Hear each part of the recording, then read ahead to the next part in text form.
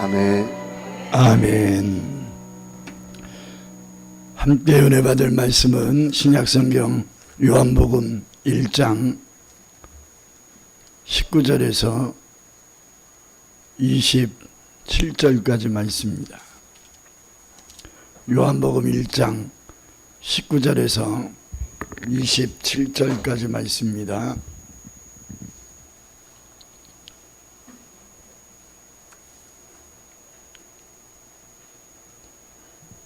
우리다가 같이 한 목소리를 합독해서 읽겠습니다. 유대인들이 예루살렘에서 제사장들과 레위인들을 요한에게 보내어 내가 누구냐 물을 때에 요한의 증언이 이러하니라.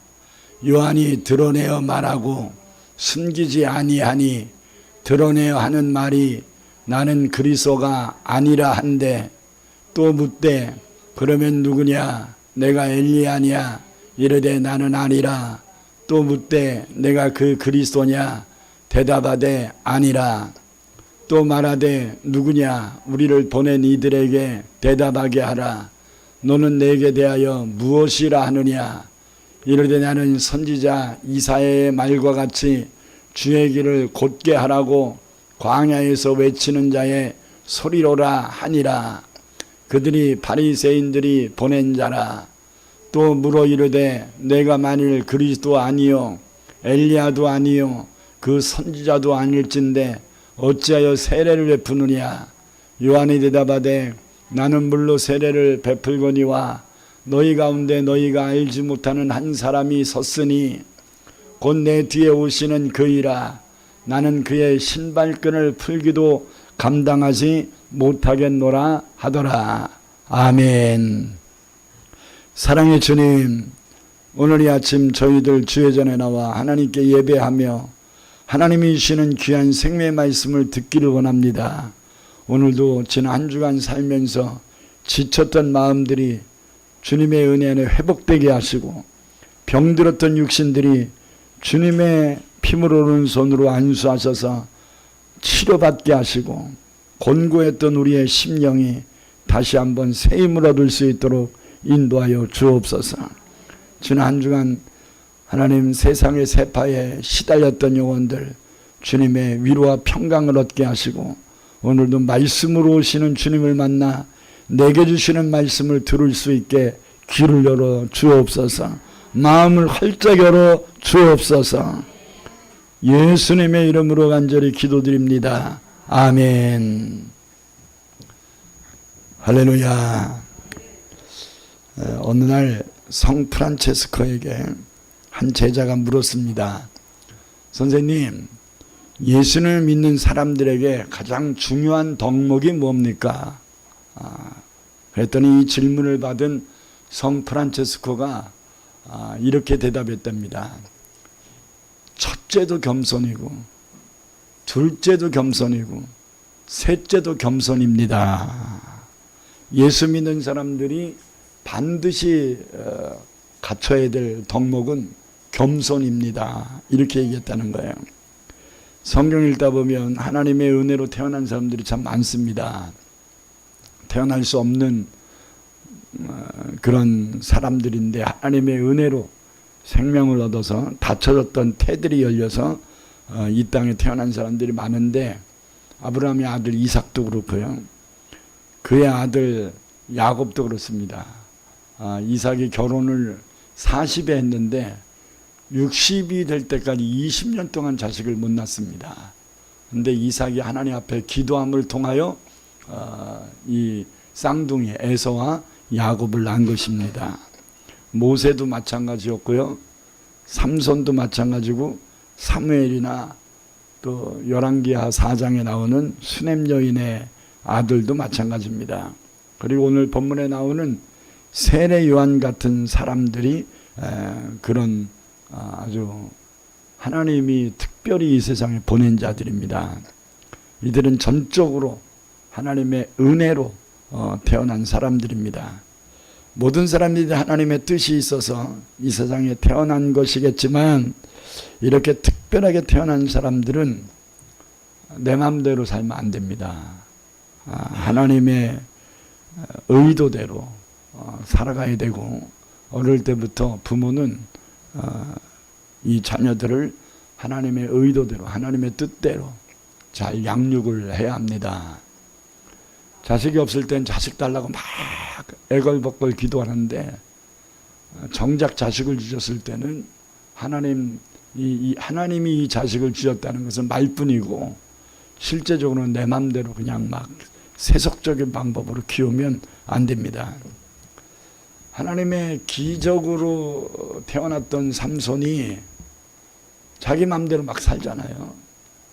나실인이었는데도 불구하고 이방 여자하고 막 결혼을 하고, 막 블레셋의 창기였던 드릴라에게 미혹을 받고, 전 성경 읽으면서 아니 이런 바보 멍충이가 있나 이런 생각이 듭니다.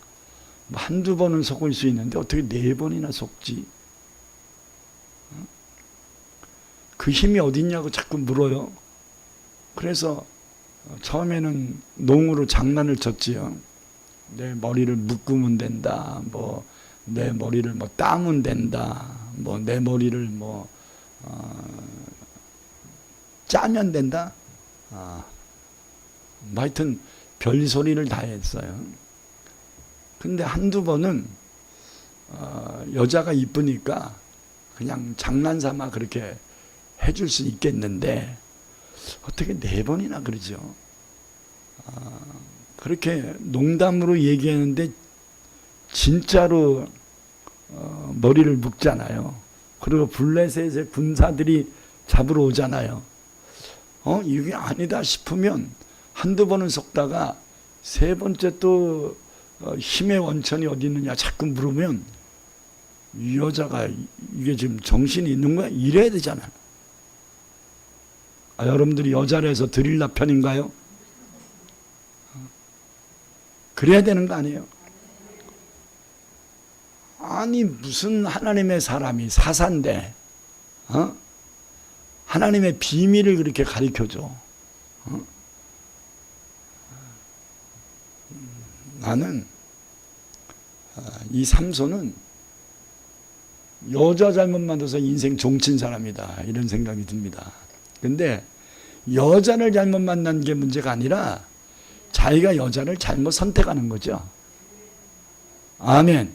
그 들으려가 문제이기보다는 문제 있는 여자인지 뻔히 알면서 계속 말을 들어주잖아. 응? 그러니까 드릴라가 더 문제예요? 삼손이 더 문제예요? 마귀가 시험을 줬겠지. 근데 마귀가 문제야? 마귀 말을 받아들인 내가 문제야? 확실히 이 부분은 짚고 가야 됩니다. 나실인이란 하나님이 목적이 있어서 이 땅에 보내신 사람이거든요. 삼손같이 나실인으로 태어난 사람 중에 한 사람이 오늘 본문에 나오는 세례 요한입니다. 사가랴와 엘리사벳이 나이가 들어서 아이를 포기하는 상황에 됐을 때 하나님이 기적적으로 엘리자벳의 태문을 열어서 태어난 자가 바로 세례 요한이고, 그렇게 하나님이 기적으로 태어나게 한 이유가 분명했습니다. 예수님을 위하여 선각자의 역할을 하라고. 예수님이 하나님의 일을 하는데 좀 기초를 좀 앞길을 여는 기초를 다지라고 하나님이 세례 요한을 이 땅에 보내시는데, 나이든 할아버지 할머니였던 사가랴와 엘리자벳을 하나님이 쓰신 것입니다. 아멘. 그러니까 우리는 하나님께 쓰임받는 일꾼들이지 우리가 무엇을 할 수 있다라고 생각하면 안 됩니다. 그렇기 때문에 모든 생활에 절제가 필요합니다. 하나님의 은혜 받은 사람은 절제가 필요하고, 내가 나오지 않고 항상 하나님의 뜻을 받들어서 겸손히 그 사명을 감당해야 합니다. 세례 요한은 일생을 오직 하나님이신 사명만을 위하여 살아갔던 사람인데, 특별히 이런 사명을 감당하는 데 있어서 세례 요한은 시작부터 끝까지 겸손함을 잃지 않은 사람이다. 그래서 세례요한이 능력도 있고 여러 가지 은사도 있고 하나님 앞에 인정받았던 여자가 낳은 자 중에 가장 큰 자라고 예수님이 칭찬하실 정도로 대단한 사람이었지만 세례요한 하면 그 닉네임이 겸손한 자, 자기를 드러내지 않고 오직 예수님만 드러냈던 겸손한 자, 이게 세례요한을 아주 대표하는 이런 말인 것입니다. 우리 주변에는 하나님의 베푸신 은혜를 자기 자랑으로 삼는 사람들이 많습니다. 영광을 받으셔야 될 분은 하나님인데 자꾸 자기가 영광을 받으려고 한다면 그건 전형적인 교만입니다. 영광은 하나님께 돌려야 됩니다. 아멘. 아무리 내가 수고하고 노력하고 땀 흘리고 힘쓰고 애썼어도 영광은 누가 받으셔야 돼요? 하나님이 받으셔야 돼요. 아멘. 왜? 하나님이 우리를 쓰신 거죠. 영광은, 모든 영광은 하나님이 받으셔야 되고, 그 영광 받으신 하나님이 우리를 쓰실 때 우리가 순종하고 겸손히 행했으니까 하나님이 우리를 칭찬하시고 상을 주시겠죠. 아멘. 우리는 하나님 앞에 쓰임 받으면 그에 합당한 심은 자는 심은 대로, 물 준 자는 물 준 대로 하나님께 그에 합당한 상과 칭찬과 복을 받겠지만 영광은 우리가 받으면 안 된다.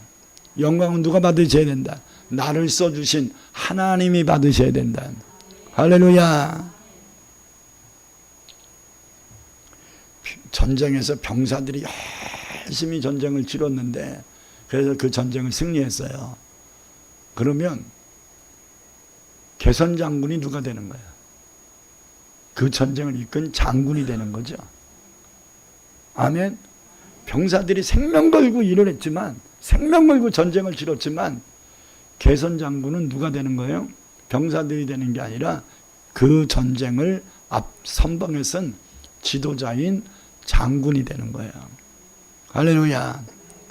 개선문은 병사들이 들어가지 않습니다. 장군들만 지나가는 겁니다.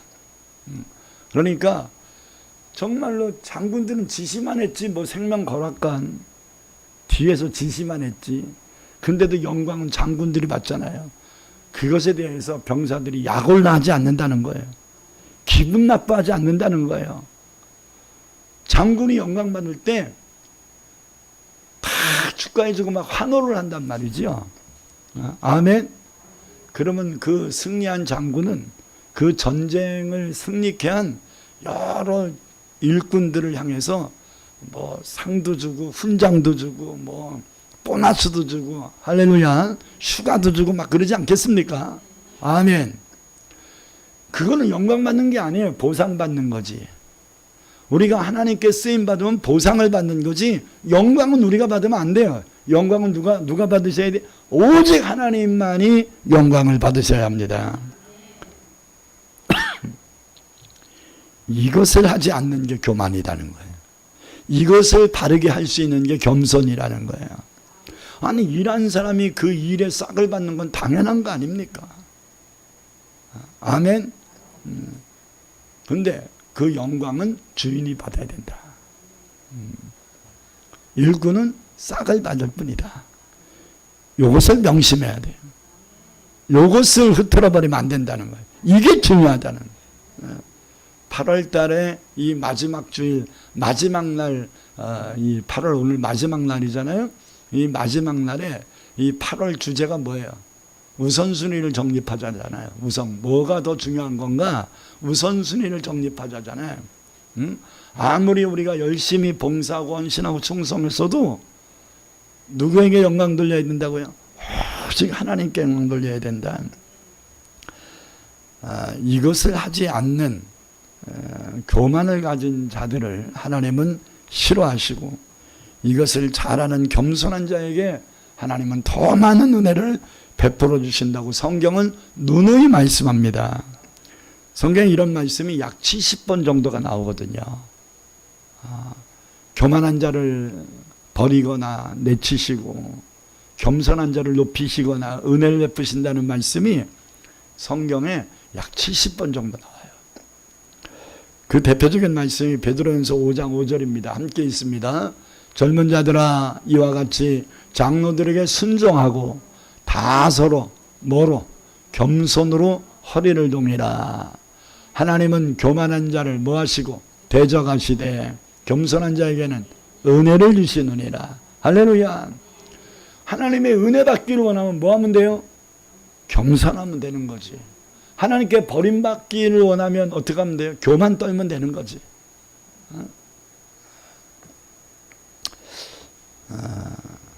중령에서 무궁화라 그러죠. 무궁화 2개였던 사람이 3개를 진급을 했어요. 이걸 대령이라 그러거든요. 근데 이 대령 진급하기가 쉽지는 않습니다. 물론 별따기보다는 쉽겠지만 대령 진급하기가 쉽지가 않습니다. 3, 4 나온 분들은 대령 진급하는 건 진짜 어렵고 6, 4를 나와도 대령 진급하기는 쉽지 않습니다. 대령으로 진급했다는 것은 별을 달 수 있는 가능성이 굉장히 다분한 거거든요. 그래서 대령으로 진급한 한 고급 장교가 굉장히 기분이 막 업이 되고 좋았어. 그래가지고 이제 대령은 연대장인데 연대장실이 마련된 사무실에 이제 가서 이제 거울을 보면서 자기 어깨에 붙어 있는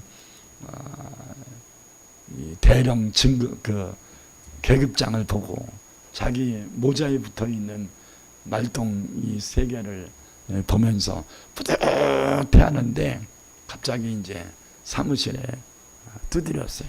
그래서 누구세요? 하니까 이제 이등병이 들어와서 이제 경례를 합니다. 그랬더니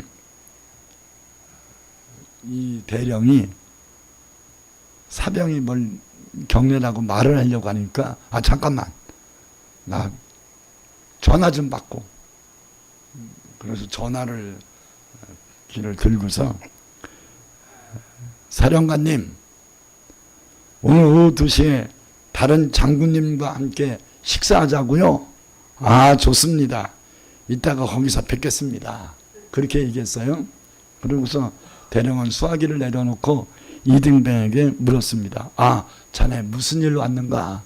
했더니 이 이등병이 뭐라 그런지 압니까?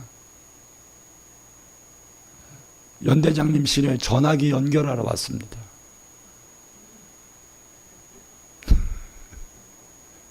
그러니까 전화기가 연결도 안 됐는데 전화통 붙잡고 객기를 부린 거야. 얼마나 창피했겠어요.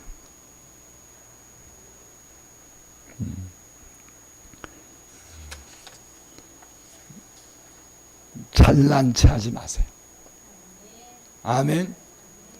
여러분 운전병이 별 2개짜리 장군 차를 운전을 해. 근데 부대를 들어가는 대문을 위병소라 그러거든요.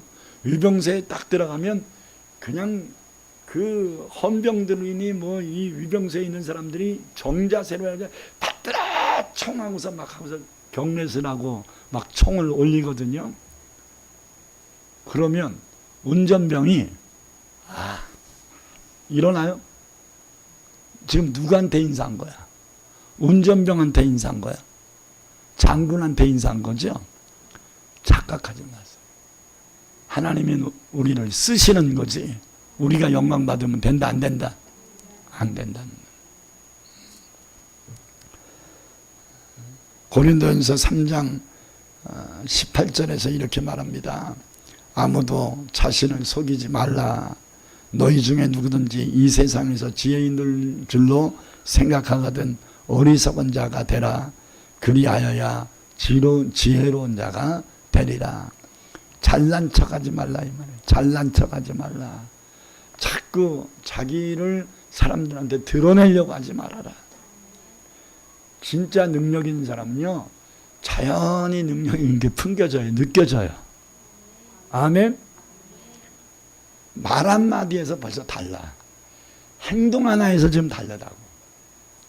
근데 그릇이 작은 사람이 어떤 위치를 얻으면 자꾸 그거를 자랑하려고 하거든. 근데 자랑을 하다 보면 입으로 하는 게 자랑이고 마음으로 하는 게 교만이란 말이에요. 그러니까 내적인 것이 교만이고 외적인 것이 자랑이야. 마음에 교만이 있는 사람은 입술을 열면 자랑이 나오고, 입술에 자랑이 심한 사람들은 마음에 뭐가 있는 거예요? 교만이 있는 거예요. 아멘. 이게 잘난 척을 하면 사람들이 자기를 인정해 줄 것 같지요? 천만에요. 뒤에서 다 욕합니다. 전 지금까지 살면서 주변에 잘난 척하다가 뒤에서 욕먹고 수치를 겪는 사람들을 여러 명을 봤습니다. 여러분, 예수 믿는 사람들이 갖춰야 될 가장 중요한 덕목이 뭐라고요? 겸손이에요. 겸손. 아멘. 겸손한 사람을 욕하는 사람은 없어요. 겸손한 사람이 무시받지는 않습니다. 누가복음 3장 7절에서 9절을 보니까 세례 요한의 이 메시지는 엄청난 파워가 있었습니다. 요한이 세례받으러 나오는 무리에게 이르되 독사의 자식들아, 누가 너희에게 일러 장차올 진노를 피하라 하더냐. 그러므로 회개에 합당한 열매를 맺고 속으로 아브라함이 우리 조상이라고 말하지 말라. 내가 너희에게 이르노니 하나님이 능히 이 돌들로도 아브라함의 자손이 되게 하시리라. 이미 도끼가 나무 뿌리에 놓였으니 좋은 열매 맺지 아니하는 나무마다 찍혀 불에 던져지리라. 이 메시지를 들은 사람들은 세례 요한에게 각기 찾아와서 회개를 하기 시작했습니다. 세리들은 과도하게 거두어 포탈한 것을 회개했고, 군인들은 힘으로 백성들을 억압한 것을 회개했고, 많은 사람들은 세례 요한이 메시아일지도 모른다는 생각을 하고 있을 정도였습니다.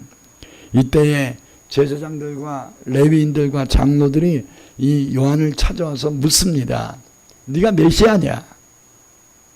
네가 엘리야냐? 아니면 하나님이 보내주시겠다고 약속한 그 선지자냐? 자, 메시아냐? 엘리야냐? 그 선지자냐? 이건 다 그리스도라는 또 다른 명칭들이거든요. 하면서 왜 너 신분을 안 밝히냐 하면서 묻습니다. 도대체 너는 누구냐? 요한은 이렇게 대답합니다. 나는 그리스도가 아니다. 나는 선지자 이사야가 예언한 것 같이 오시는 그리스도, 주의 길을 곧게 하라고 광야에서 외치는 자의 소리다. 사람이라는 표현도 안 하고 소리라는 표현을 했습니다. 광야에서 외치는 소리다. 여러분, 소리는 눈에 보이지 않잖아요. 자기를 드러내지 않습니다. 그러나 분명히 존재합니다. 그리고 그 소리는 많은 사람들을 변화시키기도 하고 회개시키기도 하고 은혜받기도 합니다. 그러나 그 소리를 듣는 자들이 그 소리의 정체를 알 수는 없습니다. 누군가 말한 거지요. 자, 세례 요한이 자기의 존재를 광야에서 외치는 소리다 이렇게 얘기한 거죠. 소리는 주체가 아니에요. 말하는 자가 있으니까 소리가 나오는 거예요. 다시 말해서 세례 요한은 그리스도가 아니라는 거예요. 주체가 아니라는 거예요. 주인공이 아니라는 거예요. 주인공은 따로 있다는 거예요. 그분을 대신하여 나는 소리에 불과한 역할을 하고 있는 거다. 이렇게 말하고 있는 것입니다. 이 소리는 자기 사명을 다하면 언제 없어진지 모르게 사라져버립니다. 여러분, 요한이 자신을 광야에 외치는 소리라고 한 것은 굉장한 겸손의 표현인 것입니다. 할렐루야. 뿐만 아니라 오늘 본문 26절 27절에서 보면 예수님을 소개하면서 또 한 번 지극히 겸손한 고백을 합니다. 한번 읽습니다. 요한이 대답하되 나는 물로 세례를 베풀거니와 너희 가운데 너희가 알지 못하는 한 사람이 섰으니 곧 내 뒤에 오시는 그이라. 나는 그의 신발끈을 풀기도 감당하지 못하겠노라 하더라. 그러니까 내 뒤에 오시는 그 예수님을 위하여 나는 종들이 행하는 신발끈, 샌달의 풀을 끌어서 발을 닦아주는 이 역할이 종들이 하는 역할인데, 나는 신발끈 풀기도 감당하지 못하는 부족하고 연약한 자다. 여러분, 겸손이 뭔지 압니까? 소크라테스도 말한 것처럼 자기 자신을 바로 아는 게 겸손이에요. 그래서 소크라테스가 너 자신을 알라. 여기서 빠진 단어가 뭐예요? 바로 알라. 바르게 알아라 이 말이에요. 바르게. 자기 자신을 잘못 알면 안 된다는 거예요. 자기 자신을 바르게 알라는 거예요. 특히 자기의 부족함을 아는 것, 이게 겸손입니다. 그리고 하나님의 은혜를 바르게 알아서 하나님을 높여드리는 게 이게 겸손입니다. 그래서 고린도전서 15장 10절에서 사도 바울은 자신을 이렇게 고백합니다. 그러나 내가 나된 것은 하나님의 은혜로 된 것이니 내게 주신 그의 은혜가 헛되지 아니하여 내가 모든 사도보다 더 많이 수고하였으나 내가 한 것이 아니요 오직 나와 함께 하신 하나님의 은혜로다. 아멘. 이렇게 고백할 수 있는 것이 참된 겸손이란 말입니다. 그래서 선지자 이사야도 이사야서 6장 5절에서 이렇게 고백했거든요. 그때 내가 말하되 화로다 나여 망하게 되었도다. 나는 입술이 부정한 사람이요 나는 입술이 부정한 백성 중에 거주하면서 만군의 여호와이신 왕을 배웠음이로다 하였더라. 여러분, 선지자가 무슨 그렇게 입술로 죄를 많이 적겠어요. 이사야가 이렇게 얘기하면 백성들은 뭐라고 할까? 그의 입술을 쓰임받아서 예언을 하고 있는 이사야 선지자가 나는 입술이 부정한 자라고 표현을 하면 그 예언을 듣고 있는 백성들은 어떻게 해야 돼? 얼굴을 들을 수 없는 거 아니겠어요? 이 고백은 자신이 이제 망하게 됐다는 절망적인 표현을 하는 게 아니라 자신같이 부족한 사람이 감히 하나님을 배웠으니 이거 어떻게 하면 좋겠나, 어쩔 줄 몰라 하는 이런 표현인 거죠. 그러니까 최상의 겸손의 표현이다, 이렇게 볼 수 있습니다. 이같이 하나님을 만난 사람들이 자신을 하나님 앞에 낮추고 하나님만을 최상으로 높여드리는 표현을 하면서 살아가고 있는 모습을 보게 됩니다. 이것이 겸손이에요. 하나님의 일꾼들은 겸손해야 합니다. 아멘. 이러한 겸손이 있어야 하나님이 주신 사명을 잘 감당할 수 있습니다. 근데 여기서 우리들은요, 지금까지 겸손이라고 생각했으나 겸손이 아닌 것들을 좀 분별할 필요가 있어요.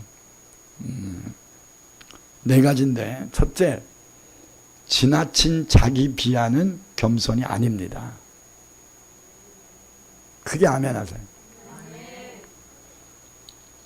나 같은 사람 인간도 아닙니다. 없는 걸로 치세요. 뭐 이렇게.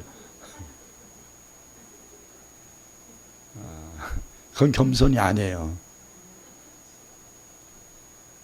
아유, 제가 무엇을 하겠습니까? 저는 멍충입니다. 이 충청도 사람들이 멍충이라는 단어를 많이 쓰더라고요. 난 멍충이가 무슨 곤충인지를 모르겠어요. 곤충 이름인 것 같은데, 네? 충자가 벌레 충자잖아.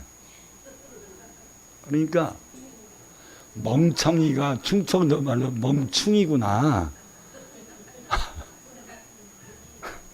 아, 그렇구나. 나 여태까지 멍충이로 알았네. 이게 이제 일종의 자기 비하잖아요. 난 아무것도 모른다고. 이게 자기 비하는 겸손이다, 아니다? 아니다. 지나친 자기 비하는 겸손이지 않습니다. 도리어 어떻게 보면 자기를 낮추는 척하면서 자기 자존심을 부리고 자기를 드러내려고 하는 교만일 수도 있어요.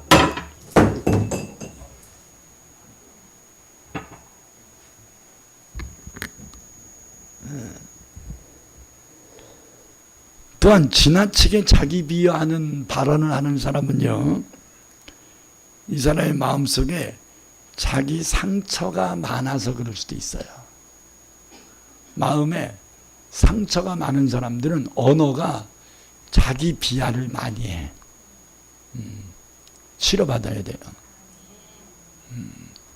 그러면서 자기는 겸손하다 이렇게 착각을 합니다. 이거는 고침받아야 될 일이지 겸손이 아니에요. 명심하세요. 지나친 자기 비하는 겸손 아니다. 겸손은 자기 가치를 바로 아는 것에 있습니다. 나를 이 세상에 보내주신 하나님의 은혜를 잊지 않고 하나님이 나를 이 땅에 보내주신 그 가치를 바르게 인식해야 돼요. 여러분, 이웃 사랑하는 것보다 더 중요한 게 뭐예요? 이웃을 사랑을 할 때 어떻게 사랑하는 거예요? 내 이웃을 내 몸같이 사랑. 이 말을 풀어서 얘기하면 내 이웃을 네 몸을 사랑하는지 너의 가치를 존중하는 것처럼 그 이웃을 존중하고 사랑하라, 이런 말씀이거든요. 자기 비하를 하는 사람은, 자기 가치를 바로 인식하지 못하는 사람은 남을 도와줄 수 없습니다. 자기 주체가 안 되는데 자기 존재 가치를 귀하게 여겨야 남의 존재 가치도 귀하게 여기지. 자기 비하하는 사람은요, 마음에 안 드는 사람 있으면 극단적인 단어를 막 쓴다고요. 안 하셔도 되는데. 제가 가끔씩 설교하다가 이게 흥분하면 또 이런 문제가 생기니까 이게 흥분을 해가지고 우리 송 권사님만 고생시키네. 첫째, 겸손이라 생각하는데 겸손이 아닌 것은 지나친 자기 비하.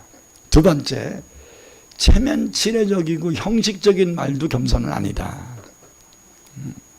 제가 아는 어떤 목사님이 90평 아파트에 사는 한 권사님의 집에 가정에 신방을 갔답니다. 그랬더니 그 권사님이 그 아파트 집 입구에서 가족들을 다 불러가지고 쭉 세우고서 목사님이 오시니까 다 인사를 하면서 반갑게 맞이하면서 뭐라고 말하냐면, 이렇게 누추한 곳까지 신방을 주셔서 정말 감사합니다 그랬어요.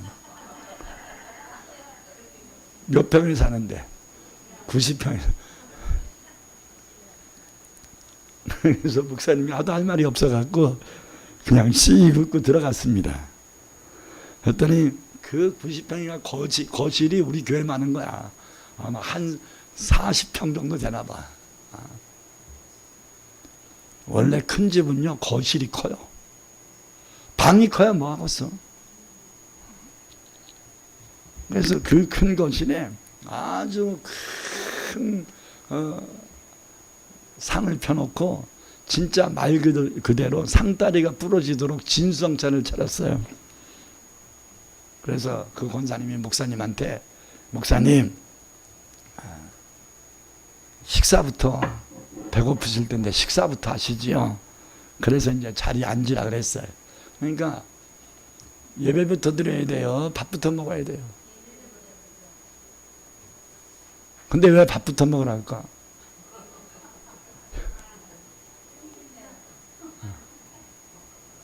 밥 식을까봐, 반찬 식을까봐, 그죠? 그러니까 신방은 목사가 밥 먹으러 가는 시간이야, 예배 드리러 가는 시간이야. 뭐가 더 중요해? 예배가 더 중요하죠. 가면 그냥 예배 드릴 생각은 안 하고 물 갖다 놓고, 아니 물이 좀 너무 차가우신가? 그러면 또 미지근한 물 갖다 놓고, 목사님은 또 목마르실 텐데 주스를 드릴까요? 그러면 막 주스 갖다 놓고, 그러면서 정신 팔리면 안 돼. 뭐부터 해야 돼? 예배부터 드려요. 그러니까 이 권사님이 지금 마음이 예배를 사모하는 거야. 목사님 맛있는 거 먹이고 싶은 생각이 충만한 거야.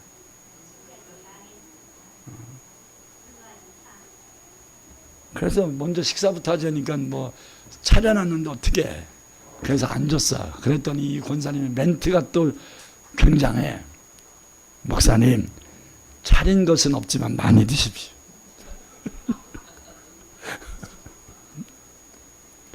그래서 내가 밥 먹으려고 하다가 그 목사님이 한마디 했답니다. 농담처럼 했답니다. 권사님, 이 90평짜리 아파트가 누추한 집이면 제가 사는 집은 개집인 것 같습니다. 이렇게 진상차를 차려놓고 차릴 것이 없다고 하면 제가 우리 집에서 먹는 건 개밥인 것 같습니다. 나 부끄럽게 하지 마십시오. 그러면서 웃었다는 거예요. 여러분, 너무 빈말을 하지 마세요. 진짜 누추하다고 생각하는 거냔 말이에요. 진짜 차리지 못했다고 생각하는 거냔 말이야. 그렇게 거칠애적으로 하는 말이 겸손의 표현인 것 같지만, 예의를 차리는 것 같지만 진짜 그 사람이 그렇게 생각하냐는 거야. 그렇게 생각 안 하는데 거칠애적으로 하는 말이라면 그것은 거짓말입니다.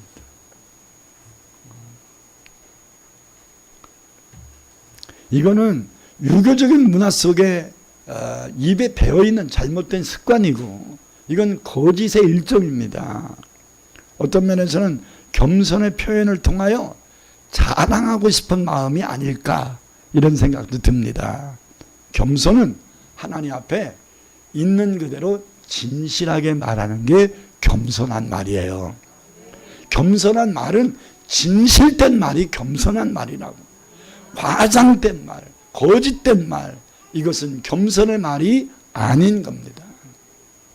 셋째로, 하나님을 의지하기 때문에 담대히 말하는 것, 이것은 교만이라고 생각할 수 있는데 그게 겸손입니다. 믿음으로 말하는, 이게 겸손이라고요. 내가 하는 게 아니라 하나님이 하시는 것을 믿음으로 교만하는 것, 고백하는 것, 이건 교만이 아니라 겸손입니다. 여러분, 우리가 잘 아는 사무엘상 17장 40절에 47절에 보면 다윗이 골리앗 앞에서 이렇게 얘기하잖아요. 다윗이 블레셋 사람에게 이르되 너는 칼과 창과 단창으로 내게 나오거니와 나는 만군의 여호와의 이름 곧 내가 모욕하는 이스라엘 군대의 하나님의 이름으로 내게 나아가노라. 오늘 여호와께서 너를 내 손에 넘기시리니 내가 너를 쳐서 내 목을 베고 블레셋 군대의 시체를 오늘 공중에 새와 땅의 들짐승에게 주어 온 땅으로 이스라엘의 하나님이 계신 줄을 알게 하겠고, 또 여호와의 구원하심이 칼과 창에 있지 아니함을 이 무리로 알게 하리라. 전쟁은 하나님께 여호와께 속한 것인즉 그가 너희를 우리 손에 넘기시리라. 이게 교만한 말인가요? 겸손한 말인가요? 이렇게 떵떵거리는 얘기를 하면 안 믿는 사람들은 허풍 떤다 그러겠죠. 근데 이 다윗의 말에는 뭐가 들어있어요? 믿음이 들어있어요. 믿음으로 말하는 것은 허풍이 아니다. 허황된 게 아니다. 교만이 아니다. 믿음으로 말하는 것은 내가 하겠다는 게 아니라 하나님이 그렇게 해주실 거라는 것이잖아요. 그러므로 하나님을 높인 거야, 자기를 높인 거야. 하나님을 높인 것은 겸손이고 자기를 높인 것은 교만이고, 그러면 다윗의 이 믿음의 고백은 교만이에요? 겸손이에요? 겸손이죠.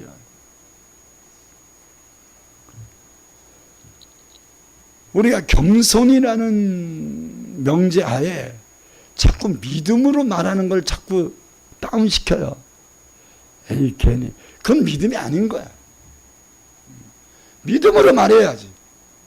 성경이 예수님께서 뭐라고 말씀하셨습니까? 마음으로 믿어 의에 이르고 입으로 시인하고 입으로 말하여서 구원에 이른다.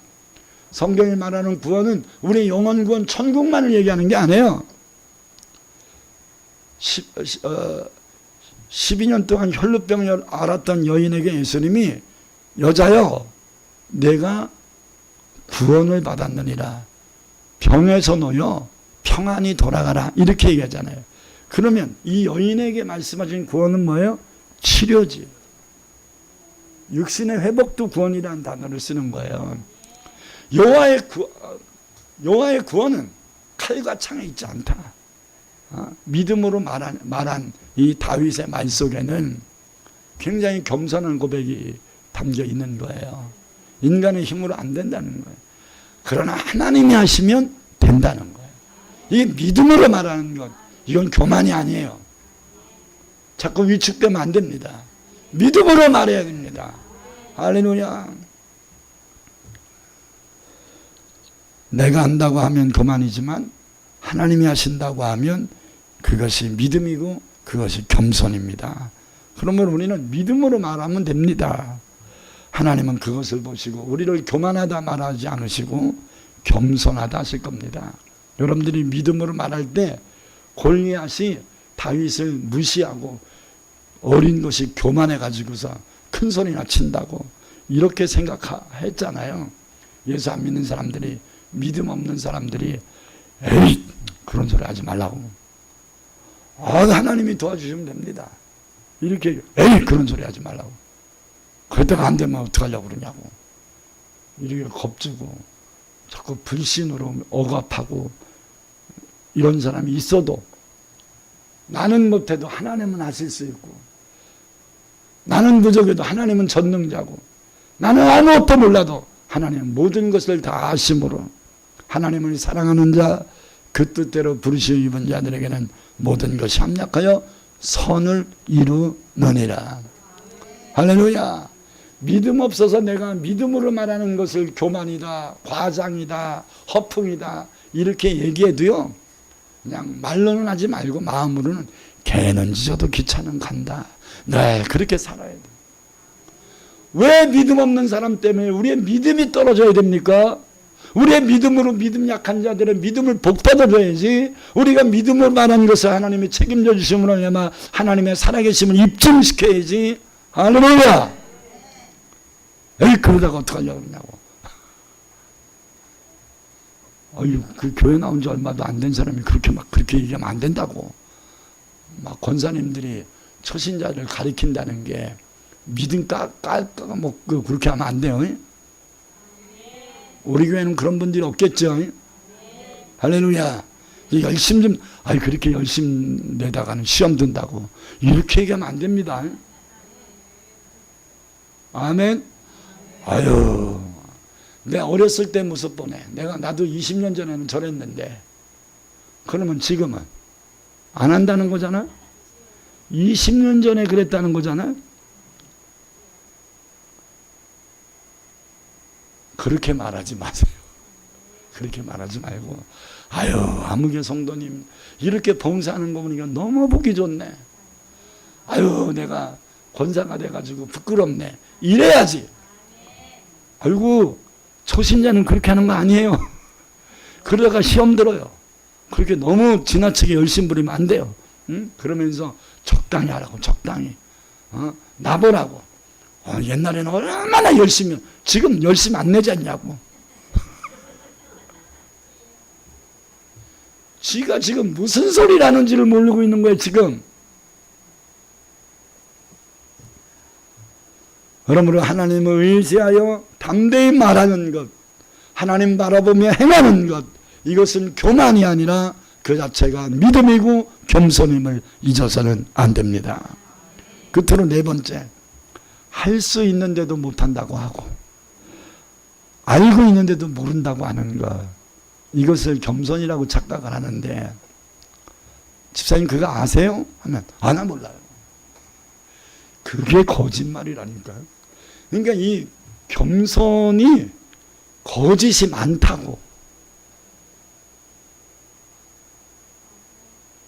나 겸손한 사람이라는 걸 보여주기 위해서 거짓말을 하는 사람들이 많다고. 겸손은 일부러 보여주는 게 아니에요. 그냥 언행으로 나오는 거예요. 겸손은 뭘 보여주려고 합니까? 우리의 삶 자체가 하나님을 의지하는 삶을 살면 겸손인 건데, 뭘 말을 겸손하게 하려고 하고 뭐 그렇게 일부러 할 게 뭐 있겠어요. 그러나 물론 이렇게 말하면 저 사람 시험 들겠네 하면 좀 다듬어야겠지. 그러나 자기의 부족함을 깨달아 자기를 낮추려고 하는 것과 자기가 겸손하다는 것을 드러내기 위해서 표현만 그렇게 하는 것은 다르다. 속과 겉이 다른 것은 미성이고 거짓임을 잊어서는 안 됩니다. 오늘 본문 26절 27절을 읽겠습니다. 나는 물론 세례를 베풀거니와 너희 가운데 너희가 알지 못한 한 사람이 섰으니 곧 내 뒤에 오시는 그이라. 나는 그의 신발끈을 풀게도 감당하지 못하겠노라. 이게 객관적으로 보면 말도 안 되잖아. 말도 안 되는 얘기잖아. 뭐 신발끈을 못 풀어. 풀면 푸는 거지. 근데 요한이 말만 그렇게 한 게 아니라 정말로 그렇게 주님 앞에 제대로 쓰지를 못한 거예요. 당신은 흥해야 되겠고 나는 쇠하여야 되겠나이다 하면서 오직 주님만 높이고 자기를 계속 낮췄던 것입니다. 그래서 이러한 진심에 우러나는 신앙적 고백, 겸손한 고백을 들으시고 예수님은 요한을 향하여 여자가 낳은 자 중에 가장 큰 자라고 최고의 칭찬을 해주신 겁니다. 예수님도 여자가 낳은 자지요. 어쨌든 여기서 여자가 낳은 자라는 것은 엄마의 뱃속을 통해서 나왔다라는 일반 사람들 얘기하는 거죠. 이 땅에 존재하는 일반 사람을 통칭하는 얘기잖아요. 이 땅에 태어난 모든 사람보다 가장 세례 요한이 위대하다, 귀하다. 여러분, 가장 겸손한 사람이 주님께 가장 귀한 사람이에요. 가장 겸손한 사람이 주님께 가장 특별한 사람인 거예요. 사도 베드로도 베드로전서 4장 10절을 통하여 우리에게 이렇게 권면합니다. 만일 누가 말하려면 하나님이 말씀하시는 것 같이 하고, 누가 봉사하려면 하나님이 공급하시는 힘으로 하는 것 같이 하라.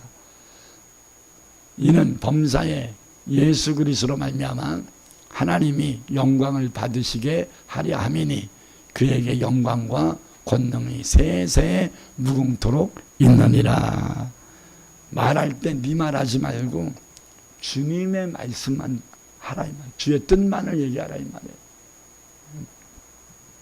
그리고 봉사하고 일할 때에도 아유 집사님 참 대단하시네 이렇게 하면 아유 제가 노력한다고 되나요? 하나님이 이렇게 저를 써주시니까 되지요. 요 말들 멘트를 잘 배우세요. 아이 뭐 이런 거 가지고 그러세요. 겸손이야 교만이야? 몇 가지만 짚어보게. 어휴 신순영 씨 대단하시네. 아니 뭐 그런 거 가지고 그러세요. 교만한 거야 겸손한 거야. 아유 어떻게 이런 일을 하셨대? 아유 전 멍충이라서 못해요. 하다 보니까 그렇게 됐어요. 이게 겸손이 아니란 말. 겸손은 무조건 하나님께 영광을 돌리는 거예요. 그 이루어진 일을 부정하지 마세요. 아니 잘한 건 잘한 거지. 근데 그 잘한 거를 내가 영광 받으려고 하지 않는 마음, 요게 겸손이란 거예요. 아유 권사님 참 겸손하시네 이렇게 칭찬해주면 아유 그렇게 얘기해 너무 감사하네. 근데 부끄럽습니다. 이렇게 얘기해 겸손한 거지. 아이고 집사님밖에 없네 나 알아주는 사람.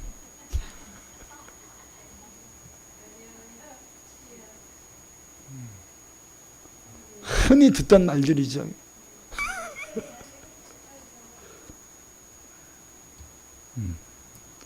하나님의 공급하시는 힘으로 하는 것 같이 하라. 사람에게 하듯 하지 말고 주님께 하듯 하라. 남이 잘했을 때 칭찬해 주는 것이 겸손이에요.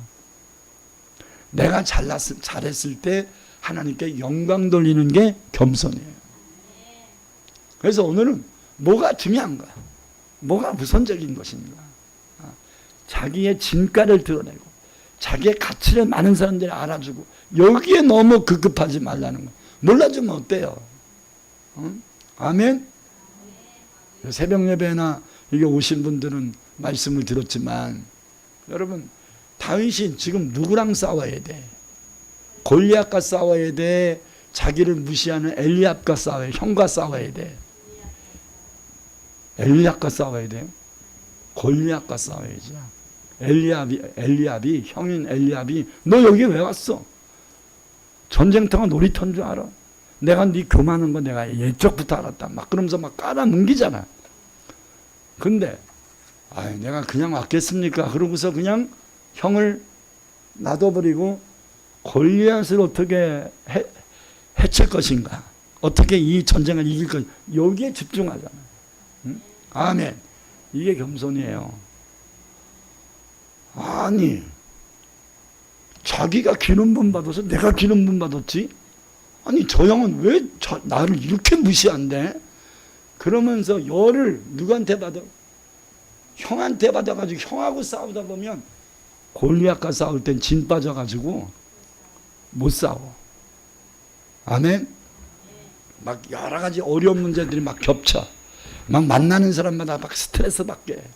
근데 여러분이 그 환경을 헤쳐나갈 수 있는 힘은 그거를 자꾸 힘들다는 표현을 하는 게 아니에요. 자꾸 믿음으로 자꾸 말해버릇해야 돼. 믿음으로. 그걸 잘 교육시킨 분이 여의도 순복음교회 조용기 목사님이에요. 나는 여의도 순복음교회 성도들을 별로 안 좋아합니다. 근데 그들을 존중하는 건 뭐냐면 긍정적으로 말하려고 하는 의지가 굉장히 강해. 그리고 목사님이 뭔 말을 했든 다 하나님 다음으로 여겨. 그게 굉장히 귀하더라고. 그리고 모든 기도를 하면 하나님 다음으로 목사님을 위해서 기도를 해. 교회를 위해서 기도해. 우선순위가 명확해. 그러다 보니까 그 교회에 수없는 기사와 표적과 하나님의 성령의 역사들이 일어난 거예요. 여러분들과 앉으면 내 새끼, 내 아들, 내 딸, 돈, 건강 이 기도만 하지 말고 교회 와서 앉으면 뭐부터 기도해야 돼? 교회부터 기도하고 목사님 오늘 말씀 잘 전하실 수 있도록 기도하고 나를 위해서 기도하는 게 아니라 말씀 전하는 목사를 위해서 기도하는 것은 박대규라는 사람을 위해서 기도하는 게 아니에요. 제가 말씀을 은혜롭게 전해야 여러분들이 은혜를 받지. 여러분들이 세임을 얻지. 용기를 얻지. 그래서 저는 여러분들이 자꾸 인간적인 말을 할 때는 피하라 그러잖아요. 그 자리를 피해라. 그리고 마음이 싱숭생숭 할 때는 전화통 붙들지 말아라. 사람에게 하소연을 하고 기도하려면 김 빠진 사이다와 같아. 기도를 못한다고. 막 억울하고 막 속상하고 막 힘들고 이 마음을 누가 내 마음 알아주나 이거 찾아가지고 난 권사님은 내 마음 알아줄 줄 알았는데 아닌 것 같네. 그리고 또 시험을 더 과중시켜. 이래가지고 어떻게 이 문제를 해결할 거냐 이 말이에요. 겸손하세요. 자꾸 내 속상한 거 인정받으려고 하지 말고 속상한 거 인정받아서 뭐 할 건데 속상해서 벗어나야지. 나 힘든 거 인정받아서 뭐 할 건데 이 힘든 거에서 벗어나야지. 나 시험 들었다고 얘기해서 뭐 할 건데요. 시험은 이겨야지.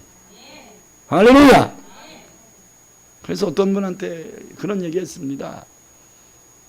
아니 저렇게 힘들어하면 그냥 전화통으로 그냥 기도를 하라고. 기도를 왜 그 하소연을 듣고 있냐고. 응? 나 이래서 힘들고 나 이래서 힘들고.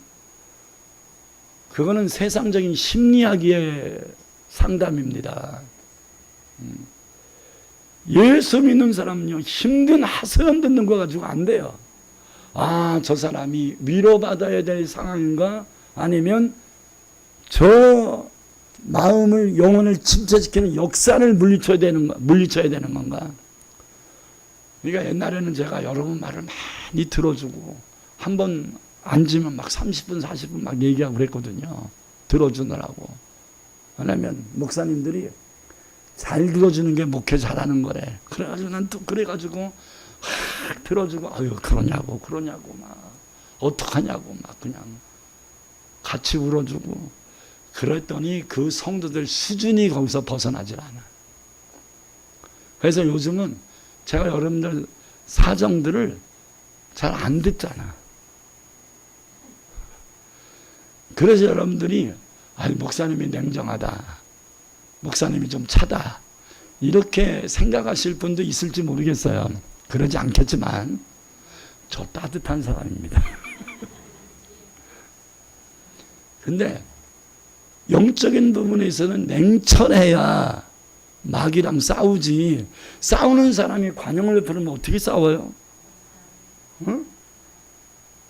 마귀는 이해줘야 돼, 싸워서 물리쳐야 돼. 이게 역사면, 이게 마귀의 역사면 위로해줘야 돼, 물리쳐야 돼. 아멘? 그거를 교만하다 이렇게 말할 수는 없는 거다 이 말이에요. 이건 분별력에 해당되는 것이기 때문에. 아멘. 그러므로 오늘 이 8월을 마무리하면서 한 가지 가슴에 탁 새겨야 될 것은 겸손해야겠다. 응? 너무 입으로 그냥 막 하고 싶은 얘기 다 하지 말고 입에 파수꾼을 세우고 입에 좀 자갈 좀 먹이고. 오죽하면 야고보가 네 입에 자갈, 돌멩이를 입에다 쳐넣으래잖아. 말 좀 그만하라 이 말이야. 말 좀. 쓸데없는 말, 불신의 말, 하소연의 말, 믿음 없는 말들, 원망하고 탓하는 말들, 이 말들이 나오면 자갈 먹이라 이거예요. 아멘. 그게 어떻게 목사님이 입에다 자갈 먹이라는 기도를 하실 수 있어? 목사님 성격이 대단하시네. 막 일으키지 말고. 그게 겸손이야. 영혼 살리는 것보다 중요한 게 어디 있어요? 영혼을 살려야지. 여러분의 마음 하나 위로받아가지고 그 문제를 해결할 수 있겠느냐 이 말이에요. 위로받는 사람은 인정받을 수 없습니다. 회개만 하는 사람은 하나님께 쓰임받을 수 없습니다. 맨날 잘못하니까 회개할 거 아니야. 청산해야 합니다.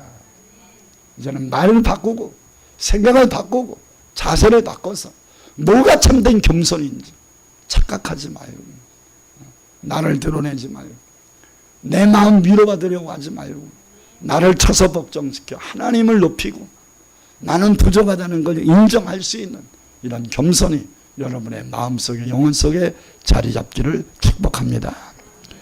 두 손을 가슴에 얹고 하나님 앞에 기도하십시다. 하나님, 내가 생각해보니, 말씀을 듣고 보니 겸손한 게 아니라 때로는 내가 교만이었었습니다. 하나님, 내가 잘못 알았습니다. 하나님, 하나님을 높여야 되는데 내 마음 알아주지 못한다고 속상해. 이게 교만이었습니다. 하나님, 내 마음 몰라줘도 하나님이 내 마음 아시는데 그거 인정하는 게 겸손이고, 아무도 내 마음 몰라준다고 속상해하는 게 교만입니다. 하나님을 의지하여 하나님을 높이는 게 겸손이고, 나를 드러내려고 하는 게 교만이었습니다. 하나님, 용서하여 주옵소서. 내가 겸손 이런 생각 가지고 거짓말을 많이 했습니다. 선의 거짓말도 많이 했고, 하나님 체면치레 거짓말도 많이 했습니다. 이제 진실하게 살게 해달라고 우리 통성으로 기도합니다. 주여, 할렐루야 할렐루야 할렐루야 할렐루야 할렐루야. 아버지 하나님 사바르르 카바르르 카바르 주님 오늘 내주신 귀한 생명의 말씀을 듣사 한 귀를 듣고 한 귀를 흘려버리지 아니하소서. 두 귀를 듣고 만판을 새기게 하소서. 온전히 아버지 하나님이여 내가 아버지 하나님이여 말씀을 듣고 보니까 그것은 겸손이 아니라 교만이었습니다. 하나님 나는 주님 앞에 얼굴을 들 수 없고 하나님의 은혜를 깊이 받은 사람일수록 나는 주님의 신골매도 신발끈도 풀 수 없고 나는 죄인 중에 괴수라고 고백하면서 나는 입술이 부정한 자로다 고백할 수밖에 없었던 것처럼 우리가 하나님의 은혜를 깊이 체험할수록 나를 낮출 수밖에 없고 하나님을 높일 수밖에 없는 겸손이 자리 잡을 것이 없네.